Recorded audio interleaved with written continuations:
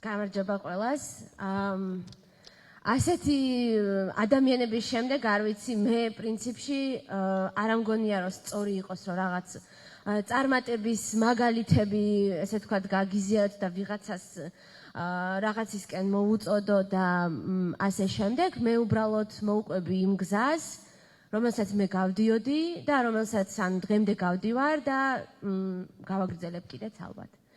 ერთადერთი გამართლება ალბათ რატომაც მე მაგალითად პრეზენტაციაც არ მომიტანია არც ვიდეო და სხვა არაფერი არის ის რომ მე თვითონ ვარ უსინათლო და ერთის მხრივ რაღაცნაირად მინდოდა ერთის მხრივ შეიძლება ისიც რომ რაღაცნაირად გამოგეცადათ ის გზები თუ როგორ აღვიქვამთ ჩვენ უსინათლოები ინფორმაციას და ეს ძირითადად რა თქმა უნდა მოსმენით ხდება ანუ სიტყვების შინაარსის დაკვირვებით იმის შესახებ თუ ვინ რას ლაპარაკობს. ალბათ შთაგონება იყო წინა სპიკერების რომ ისეთ რამეებზეც ვისაუბრებ მე ზოგადად საკმაოდ ბევრს წერ ჩემ თავზეც შეზღუდული შესაძლებლობის მქონე პირთა უფლებებზე, ქალთა უფლებებზე, მოხალისეობას და სხვა მსგავს თემებზე. ვარ საქართველოს ახალგაზრდა ევროპელი ელჩი, ეს არის ევროკავშირის პროექტი არის აღმოსავლეთ პარტნიორობის ქვეყნებისთვის და ევროკავშირის წევრი ქვეყნებისთვის. დავდივართ რეგიონებში, ვესაუბრებით ახალგაზრდებს და ვაცნობთ ევროკავშირის მიერ შემოთავაზებულ შესაძლებლობებს, მის ღირებულებებს, ისტორიას და საქართველოსთან ურთიერთობას. ასევე გადაცემა მიმყავს ონლაინ რადიოში ჩემი ხმა და გადაცემას ქვია ჰორიზონტს მიღმა. და ზუსტად იმიტომაც ქვია ჰორიზონტს მიღმა, რომ ისეთ საკითხებზე ვსაუბრობთ და ისეთი ადამიანები მოყვავს სტუმრად, რომლებიც არ ჩანან ჩვეულებრივ მედიაში და არიან საკმაოდ უჩინარნი. ესენი არიან შეზღუდული შესაძლებლობის მქონე პირები, ახალგაზრდები, ახალგაზრდა მეწარმეები, სხვადასხვა მოხალისეები და ისეთ თემებზე ვსაუბრობთ ამ ადამიანებთან, რაც ორმაგად გამაძლიერებელია, როგორც ამ ადამიანებისთვის, იმიტომ რომ ისინი არიან რიგითი ადამიანები, არ არიან ვარსკვლავები, სელებრიტები ეგრეთ წოდებული, თუმცა მათ აქვთ შესაძლებლობა რომ ჩაერთონ და თავიანთი აზრი გაუზიარონ საზოგადოებას, რაც ძალიან გამაძლიერებელი არის ეს შესაძლებლობა და ასევე მაყურებლისთვისაც საინტერესოა უყუროს ადამიანებს, მათსავით ადამიანებს, მიწიერ ადამიანებს, ასე ვთქვათ. და ამიტომაც ვფიქრობ, რომ საკმაოდ საინტერესო საქმე კეთდება ამ გადაცემით. ასევე ვარ შეზღუდული შესაძლებლობის მქონე ქალთა საინიციატივო ჯგუფის პლატფორმა ახალი შესაძლებლობებისთვის თანადამფუძნებელი.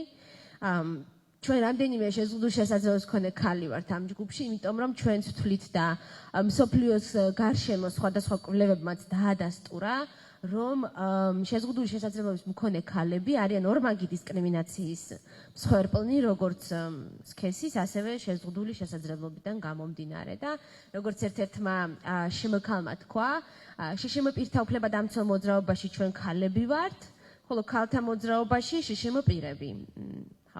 მე მგონი ბევრზე მეტყველებს საკმაოდ ეს ერთი ფრაზაც კი თუნდაც. ასევე ვარ სახალხო დამცველთან შშმ პირთა უფლებების მონიტორინგის საბჭოს წევრი და ახალგაზრდა ევროპის დემოკრატიის ახალგაზრდული ქსელის წევრი. ამ ყველაფერს უბრალოდ იმიტომ ვამბობ, რომ დაახლოებით მაინც რაღაც წარმოდგენა იყოს იმის შესახებ, თუ რატომ ვდგავარ საერთოდ აქ და რა მინდა. ხოლო პირველ რიგში ბავშვობას უნდა დავუბრუნდე ჩემსას, როგორც წინამოხსენებლებმაც გააკეთეს ეს.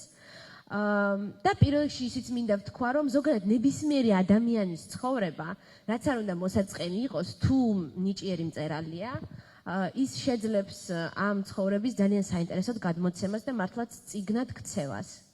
და მეორე ძალიან მნიშვნელოვანი მომენტი არის, ჩვენ საჯარო გამოსვლებში ძალიან ხშირად გვასწავლიან, რომ უნდა ვისაუბროთ ერთ მომენტზე, ერთ შემთხვევაზე, რომელმაც ჩვენი ცხოვრება შეცვალა.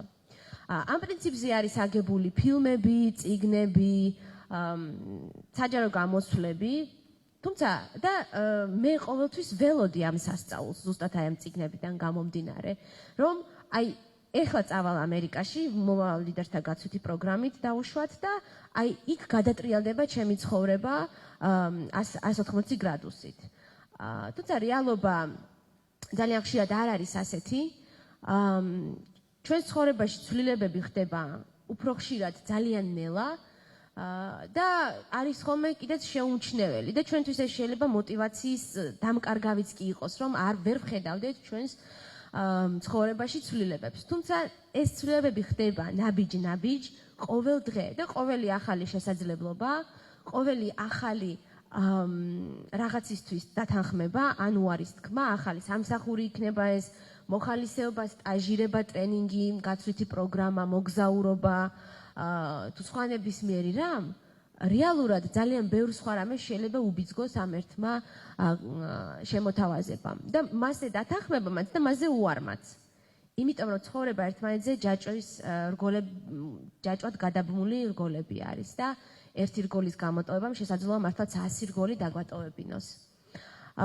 და მათ შორის ჩემი ცხოვრებაც ესე ნელ-ნელა იცვლება, იმიტომ რომ წიგნებში რა თქმა უნდა არ არის იმის ადგილი და დრო ან 2 საათიან ფილმში, რომელმაც შეიძლება 20 წელი უნდა დაიტიოს, რომ ვაჩვენოთ ეს ყოველდღიურობა, ეს ყოველდღიური პატარ-პატარა ნაბიჯები და ამიტომ გვაქვს ეს განცდა, რომ რაღაც უნდა შეიცვალოს ერთ დღეში.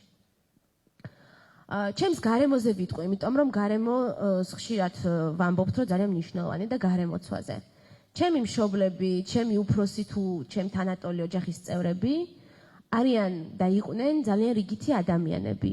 ესენი იყვნენ ხელოსნები, მუშები, მძღოლები, სოფლის მეურნეობაში ჩართული წვრილი მეურნეები. ესენი იყვნენ სხვადასხვა მომსახურების სფეროში მაღაზიის გამყიდველები, აფთიაქების კონსულტანტები და არიან. ძალიან ბევრმა მათგანმა არ იცის უცხოენა ჩემს ანათესაოში.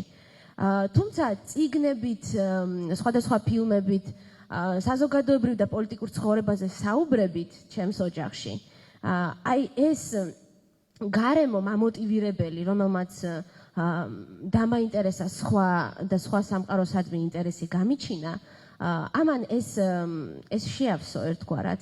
ამიტომ გარემო თუ არ გვყავს და თუ არ ვიზრდებით ელიტურ წრეებში, ეს არ ნიშნავს, რომ შეუძლებელია, რომ გზა გავიკვალოთ. შესაძლებელია ეს გარემო შეიქმნას თუნდაც წიგნებით და საუბრებით. მე ვარ 90-იანი ბნელი და ტკბილი 90-იანების შვილი. დავიბადე ნავთის და სანთლის შუქზე. ქუთაისში ვცხოვრობდით და რა ვიცი, შუქის მოსვლა დღეში 1 საათი იყო უდიდესი ბედნიერება ხალხისთვის. მახსოვს ძალიან კარგად ეს მომენტი, რომ ხალხი ზის ეზოში საუბრობს და უცებ მოვიდა შუქის აღამოს, ყველამ დაიყვირა სიხარულისგან, ვაშაო და დაიფანტნენ, ეზო დაცარიელდა ეგრევე. და ჩემი ბებია სულ ნანობდა ხოლმე ამ დროს, ადამიანები სერიალების საყურებლად მიდიოდნენ და ნანობდა, რომ მაღაზიაში მუშაობდა და არავინ აღარ მოდიოდა, ბუნებრივია, არაფრის შესაძენად. წყალიც ესე გქონდა ყოველ მე რამდენიმე დღეს, დაბლა სადარბაზოსთან ონკანი და იქ ჩავდიოდით და წყალი ამოგქონდა. მეც მრთავდნენ ამ ოჯახურ საქმიანობაში და პატარა ბოთლებით ამქონდა, თქვათ, მეორე სართულამდე, იქ უფრო დიდ ჭურჭელში ვასხამდი და შემდეგ უფროსებს მიქონდათ ზემოთ. იყო შემთხვევები, როცა ეს წყალიც არ მოდიოდა და მაშინ უკვე მამა მიდიოდა სადღაც უფრო შორს, იქნებ სადმე ჭავიპოვო ან ონკანი ან რაღაც და იქიდან მოქონდა უკვე წყალი. ისეთი დრო იყო, რომ მაგალითად შეშის ქურა გვედგა ბინაში და აი ფანჯარაში ქონდა უბრალოდ გამოყოფილი ეს მილი ნამწვებისთვის და ასე შემდეგ. და ამ პერიოდში მე დავიბადე უსინათლო. ჩემი მშობლები, როგორც მე ვთქვი, რიგითი ადამიანები იყვნენ, მაშინ ჯერ დასავლეთი არ იცოდნენ არც ერთი ევროპული ენა. და მაშინ, რა თქმა უნდა, არც ამერიკა, არც ევროპა ისეთი ღია არ იყო, როგორც დღეს. და ერთადერთი სამკურნალო წასასვლელი შესაძლებლობა მაშინ იყო რუსეთი. და მაშინ ჩემი რუსეთში სიარული იყო, აი, მართლა სხვა პლანეტაზე წასვლა, თუნდაც იმიტომ, რომ ის თბილი და ცივი წყალი მოდიოდა ონკანიდან. და რა თქმა უნდა, იქ მე ვიყავი პაციენტი, რომელსაც არ ჰქონდა არანაირი როლი. ვიყავი ობიექტი მკურნალობის, რომელსაც წაიღებდნენ, წამოიღებდნენ, იქინ შეძლო შემოსულიყო, უბრალოდ პალატაში ხელი მოვეკიდებინე და გავეყვანე და არც ყველანაირი ახსნის გარეშე სად მივყავდი, რისთვის, რატომ, თუნდაც დედაჩემის გვერდზე არ ყოფილიყო და უბრალოდ ისე სადმე წავეყვანე გამოკვლევაზე და მე ისე დავებრუნებინე უკან.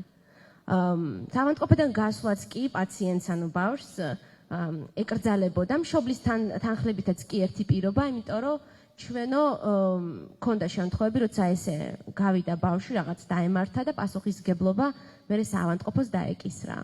ერთხელ მახსოვს ერთი პროფესორი უნდა მოსულიყო შემოვლაზე და ეგ თან შემოვიდა და მშობლებს უთხრათ, რომ პალატაში რომ როცა პროფესორი შემოდის, თქვენ ნუსხეთ ხართ საწოლებზე, ანუ ფეხზე უნდა წამოუდგეთ. მოკლედ, საკმაოდ მკაცრი რეჟიმის დაწესებულება გამოდიოდა საბოლოო ჯამში. თუმცა, ხო, ანუ ეს იყო ის, რასაც მე ბავშვობაში ვხედავდი და ამიტომ ძალიან გამიხარდა, როდესაც მივედი სკოლაში პირველად. ეს მოხდა 8 წლის რო ვიყავი. გადმოვედით თბილისში, მაშინ, იმიტომ რომ თბილისში არის ერთადერთი უსინათლოთა სკოლა საქართველოში. რა თქმა უნდა, შეიძლებოდა მაშინაც და დღესაც იქ დარჩენა რეგიონებიდან ჩამოსული ბავშვებისთვის, თუმცა ეს სკოლა მაშინ არანაირი პირობები საცხოვრებელი იქ უბრალოდ არ იყო და 8 წლის ბავშვის იქ დატოვება შეუძლებელიც კი იყო. და გადმოვედით, მე ძალიან ბევრი ბავშვისგან განსხვავებით, ყოველ დღე მიხაროდა სკოლაში მისვლა. რატომ? იმიტომ რომ იქ მე მქონდა დავალებები, მე მქონდა როლი, მე მქონდა როცა ამას არ ვაკეთებდი, მე საყვედურობდნენ, როცა ვაცდენდი, მეკითხებოდნენ რატო გავაცდინე. თანატოლებთან ხან მეგობრობდი, ხან რაღაც პრობლემები მქონდა, ისევე როგორც ყველა არაშშმ ბავშვს. ჩემი ერთი პრობლემა კიდევ იყო ის, რომ ქართულიც არ ვიცოდი კარგად ყველაფერს სხვასთან ერთად და ძალიან ესე ამანაც ძალიან დამატებით ძალის ხმევა დამაჭირვა ცხოვრებაში. ვეფხისტყაოსანს სწავლობდი, მიზანი მქონდა მთლიანად და ბოლომდე ის მესწავლა და სხვა მსგავსი ბევრი მიზნები. ბავშვობიდან მე მიყვარდა რაღაცების დაორგანიზება, მაგალითად კონცერტების, დავდიოდით ხოლმე, ვკრებდი როგორც მაყურებელს, ასევე სხვა მონაწილეებსაც, იმიტომ რომ მარტო გამოსვლა ყოველთვის მოსაწყენი იყო ჩემთვის და სკოლაში მოსვლისაცაც მინდოდა რაღაც ბავშვების ორგანიზაციის შექმნა, ვკითხულობდი ეგ და არა ჯიხური რო არის, მაინც არიელია და იქნება გამოგვიყოთ და რაღაცა ოფისივით გავაკეთოთ იქ ჩვენთვის. ვიკრიბებოდ ხოლმე და team building-ის აქტივობა გქონდა ალუჩის ჭამა, როცა ზაფხული იყო და რაღაც სხვადასხვა თემებზე საუბარი. გავწერდი გაზეთს სასკოლოს, ბრაილით, ხელით, ну რაღაც სისულელეებს ალბათ, მაგრამ შემდეგ ამას ვურიგებდი მოსწავლეებს, უფროს კლასელებსაც მათ შორის. არ ვიცი, ალბათ მათ ეცინებოდათ ამ ყველაფერზე, მაგრამ მე ამან მასწავლა ერთი ის, რომ ადამიანებთან მისვლა, მათთვის რაღაცის შემოთავაზება, რაღაცის თხოვნა და ჩემი კომფორტის ზონიდან გამოსვლა და საერთოდაც ვფიქრობ, რომ უნდა გვეშინოდეს იმ დროისა, როდესაც ჩვენ შეგვეშინდება ჩვენი კომფორტის ზონიდან გამოსვლის. შემდეგ მე რა თქმა უნდა სკოლა ჩემთვის გახდა ძალიან ფასეული. ჩემ თვალწინ ჩვენ ახალი სახელმძღვანელოები გვეწერებოდა თავიდან ისე საბჭოთა დროინდელი სახელმძღვანელობით სწავლობდით ბრაილის წიგნებით. აუდიო წიგნები, მე მახსოვს როგორ შემოიტანეს კომპიუტერები, როგორ პირველ წელს 2007-ში ჩაერთო გათბობა, რადიატორები ჩვენ სკოლაში და ყველაფერს ამას ჩემი ოჯახიც ნელ-ნელა გადმოვედით თბილისში, დავიწყეთ სახლის მშენებლობა. მე ვხედავდი ჩემ გარშემო როგორ იცვლებოდა ყველაფერი და როგორ მიდიოდა წინ. და ამან განაპირობა მართლაც ჩემი იდენტობა და როდესაც 2008 წლის ომი მოხდა, ჩემთვის ეს იყო ძალიან დიდი, ძალიან პირადული, მიუხედავად იმისა, რომ მე არც იძულებით გადაადგილებული პირი ვარ, თუმცა მე ესეთი განცდა მქონდა, რომ ის ქვეყანა, რომელიც მე ასეთი სიძნელით მოვიპოვე, თუნდაც ქართული სწავლით, თუნდაც ყველაფერში ჩართვით, რაშიც კი შემეძლო სკოლის ფარგლებში, აი ამ ქვეყანას მე ხელიდან მართმევდნენ. და მაშინ პირველად ალბათ ვიფიქრე, რომ იურიდიულზე უნდა ჩამებარებინა, რაც გავაკეთე კიდეც შემდგომში. და სანამ ჩავაბარებდი, იყო ამერიკაში წასვლა, ანუ ფლექსის მომავალ ლიდერთა გაცვლითი პროგრამით. და როდესაც მე ჩამოვედი, ამ პროგრამამ მე ვიტყოდი, რომ ძალიან ბევრი კარი გამიღო და მაგალითად მისი დამსახურება არის ის, რომ შემდეგ წლების შემდეგ მაგალითად შევხვდი აფხაზებს, როგორ ისე რომ ფლექსიდან მე მივიღე მონაწილეობას კურსდამთავრებულებს ჩვენ გვაქვს ჩვენ Excel-ი, სადაც პოსტაზე გვეგზავნება მეილზე ინფორმაცია სხვადასხვა სტაჟირებების პროგრამების შესახებ და ერთ-ერთ ესეთ მეილში იყო ინფორმაცია ტრენინგზე, რომელზეც მე მივედი. იქ გავიცანი ადამიანი, რომელმაც მიმიყვანა Helping Hand-ში, სადაც ახლა გადაცემა მიმყავს. და I'm Helping Hand-ის ერთ-ერთ კონფერენციაზე, ქალთა პოლიტიკური ჩართულობის შესახებ, მე გავიცანი ადამიანი, რომელმაც მიმიყვანა შემდეგ კავკასიურ სახლში, სადაც მშვიდობის მშენებლობაზე შემდეგ ტრენინგები გავიარე და სადაც შემდეგ უკვე მომხსენებლადაც დავბრუნდი და ამ პროექტების და ამ კავკასიური სახლიდან უკვე ერთ-ერთ ინდობის აღდგენის პროექტში ჩავერთე აფხაზ ახალგაზრდებთან ერთად. ასე რომ მართლაც რომ არსად არ ვიცით, სად რა რითი იწყება და სად შეიძლება დაგვირგვინდეს, ამიტომ ძალიან ფრთხილად ვიყოთ, როდესაც რაღაცაზე ვამბობთ უარს, რაღაც შესაძლებლობაზე. როდესაც მე უნივერსიტეტში ჩავაბარე და ამერიკიდან დავბრუნდი, ვიყავი ძალიან დაბნეული და მქონდა გადაწვის განცდა. ვფიქრობდი, რომ რაღაც მინდა ახლა მეტი სწავლა.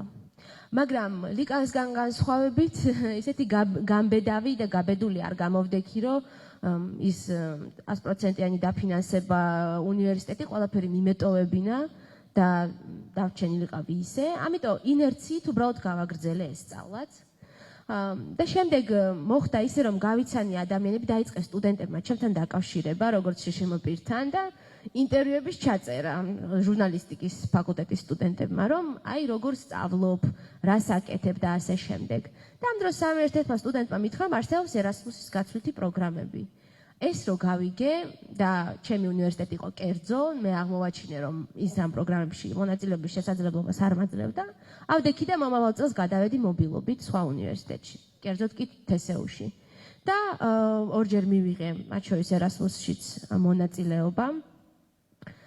და 2 სემესტრი გავატარე, ერთი გერმანიაში, ხოლო ერთი რუმინეთში, იქაურ უნივერსიტეტებში. და რა თქმა უნდა, ეს დამოუკიდებლად ცხოვრების, ხო, მშობლების გარეშე, მასპინძელი ოჯახის გარეშე, ხო, ამერიკისგან განსხვავებით, იყო ძალიან გამზრდელი, ერთგვარად. და ჩემი მშობლებისთვისაც მათ შორის და ჩემი მშობლებისთვისაც, იმიტომ რომ მათთვის ყოველთვის მე ვიყავ რაღაც პაციენტი პატარა, რომელიც ვაიმე არ იქაავად თუ გახდა, სკოლაში არ მიშვებდნენ. ეხლა სიცხიანს არ ვიცი როგორც, ძალიან კარგად მიშვებენ, აეროპორტშიც მისტუმრებენ და ასე შემდეგ. და მე ვფიქრობ, რომ ძალიან ბევრი რამის ბევრგან შემხვდა იმაზე მეტი სირთულე, ვიდრე უნდა შემხვედრო და მაგალითად გამიგია შემთხვევები, როდესაც პირდაპირ ვთქვათ ჩვენთვის, რომ ის გამო რომ შენ ვერ ხედავ, ჩვენ სამსახურში ვერ აგიყვანთ. ზოგჯერ გამისაჩივრებია ეს შემთხვევები, ზოგჯერ არ გამისაჩივრებია. იყო შემთხვევები, როდესაც აღმოვაჩინე, მაგალითად იმ პოზიციაზე, რომელზეც მე უარს მეუბნებოდნენ, მოხალისეობაზეა საუბარი საერთოდაც. მონაწილეობაზე, იმიტომ რომ შენ აქ უკვე იყავი ერთხელ და სტაჟირებაც გაგავლილი და მეორედ აღარ. და ზუსტად აი ამ თვისებების გამო, რომ ამ პოზიციაზე უკვე იყო ის მეორე ადამიანის და სტაჟირებაც ჰქონდა გავლილი და საერთოდაც ასაკეთაც უფრო პატარა იყო, მაგრამ აპლიკაციის გარეშე მიიღეს ის და მე აპლიკაციითაც კი არ მიიღებდნენ, სანამ 1-2 ადამიანმა უარი არ თქვა და რაღაცა მეორად რეზერვში აღმოვჩნდი და ასე შემდეგ. უბრალოდ, მაგრამ მე ვიცი ერთი რამ, რომ ეს არის ფასი იმის, რომ მე ვცხოვრობ და რაღაცას ვაკეთებ და ზოგადად ძალიან მარტივი არის, რომ სახლში იჯდე ერთის მხრივ და ყველაფერი დააბრალო, მაგრამ მეორეს მხრივ ეს არის ძალიან ძნელი, იმიტომ რომ კონდეს განცდა, რომ შენ არაფერზე საერთოდ გავლენა არ გაქვს და არაფრის გამკეთებელი არ ხარ, არის ძალიან დამთრგუნველი საბოლოო ჯამში. და მე ვცდილობ, რომ დღესაც სხვა უსინათლოებს ეს ინფორმაცია და შეშემოპირებს მივაწოდო, რითიც შემიძლია მათი პრობლემები გავაჟღერო მაინც. ერთი შემთხვევა გვაქვს, ერთი ადამიანი არის უსინათლო, რომელიც ცხოვრობს კახში, აზერბაიჯანის ტერიტორიაზე და მისი ოჯახი უშლის საქართველოს ჩამოსვლას, რომ კოლეჯში ისწავლოს პროფესიულ სასწავლებელში. ამბობენ, რომ ის გასართობად უნდა მას ჩამოსვლა და ასე შემდეგ, თუმცა ესეც მისი უფლებაა, ის იქ ვერ სწავლობს, ვერ მუშაობს მთელი დღე სახლში და თუნდაც რომ გარემო გაიმრავალფეროვნოს, ესეც მისი უფლებაა. და ამდენი საუბრების და წერის და ასე შემდეგ. ახლა იმას იღებენ სწორედაც რომ კოლეჯში გაიარა გასაუბრება და რაღაც პირობებსაც შეუქმნიან, თუმცა რა თქმა უნდა ილუზიები არ გვაქვს და ძალიან ბევრი გამოწვევის გადალახვაც შესაძლოა მას მოუწიოს მომავალში. და კიდევ ერთი მნიშვნელოვანი, რაც ამ წლების განმავლობაში მე გავიაზრე, უნდა ვუყუროთ ყველაფერს პირდაპირ. ხანდახან არ ღირს იმაზე დაფიქრება, რომ რამხელა ბარიერს გვიქმნის ჩვენი სოციალური სტატუსი, რამხელა ბარიერს გვიქმნის მაგალითად კავშირების არქონა და სოციალური კაპიტალის. ხო, იმას რომ სადღაც შეიძლება ვიღაცას ნაცნობობით იღებენ და შენ ვერ მიგიღეს. აი, უბრალოდ უნდა მივდიოდეთ ყველგან, ვავსებდეთ იმ აპლიკაციას, გავდიოდეთ კონკურსს, ვაკეთებდეთ ყველაფერს, რაც შეგვიძლია და ვფიქრობდეთ მარტო და ვაანალიზებდეთ იმას, ჩვენ რა ვერ გავაკეთეთ, ან ჩვენ რა გავაკეთეთ სწორად. იმიტომ რომ სხვა შემთხვევაში უბრალოდ мотиваცია შეიძლება ძალიან მარტივად მოგიკვდეს და ადამიანი საერთოდ ჩაკვდე. რაც ხო სახლში ჩაკეტვა და ჩაჯდომა არის ისევ ჩვენთვის ცუდი. საზოგადოება სამწუხაროდ ვერ შენიშნავს იმ დანაკარგს, რომელსაც მიიღებს იმით, რომ ადამიანები და იღებს იმით, რომ სხვადასხვა ადამიანები ირიყებიან და სხვადასხვა ადამიანებს არ შეუძლიათ რაღაცებში მონაწილეობის მიღება. ეს არის ისევ ის, რაც ჩვენ დაგვაწვება და ჩვენი პრობლემა იქნება. ასე რომ არავის ჯიბრზე ამის გაკეთება არ ღირს ნამდვილად. და კიდევ ერთი რაც ვისწავლეთ და ზუსტად აი ამ დაკვირვება მომცა შესაძლებლობა რომ გამეგო, რომ მაგალითად იქ სადაც არ მიმიღეს იმ ორგანიზაციებზე უფრო მეტი უნდა გამეგო, როცა ვავსებდი, უფრო მეტი უნდა მესწავლა ალბათ მათ შესახებ და უფრო მეტი სხვა მხრივ უნდა დავკვირებულიყავი. ასე რომ მოკლედ ცხოვრება გრძელდება და მნიშვნელოვანი არის, რომ ჩვენ ხანდახან мотиваციის გარეშეც თუნდაც ინერციულადაც რაღაც ნაბიჯები გადავდგათ და დავინახოთ ის პატარა წინსვლაც, ის პატარა შედეგიც, რომელიც ჩვენ საქმე შეიძლება მოქონდეს. ძალიან დიდი მადლობა. მგონი გამიგრძელდა.